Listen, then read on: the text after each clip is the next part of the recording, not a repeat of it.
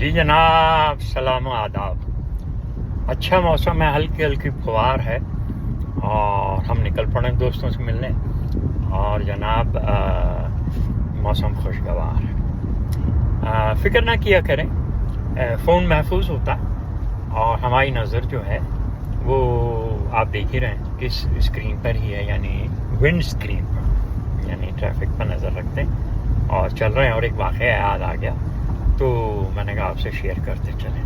George Bush junior کا زمانہ، اس کے بعد کا زمانہ 9/11 ہو چکا، اور یہ جو ہے ان کی کابینہ کے چہیتے رمسفیلڈ اور ڈک چینی وغیرہ حیات تھے.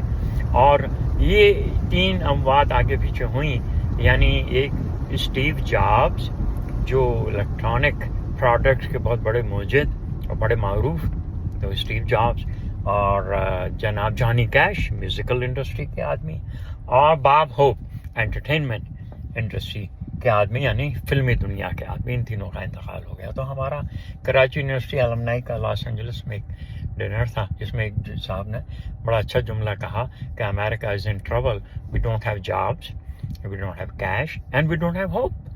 تو ایک دم سے مجھے جواب سجا. میں نے کہا بٹ وی ہیو ڈیک، کیونکہ ڈک چینی حیات تھے.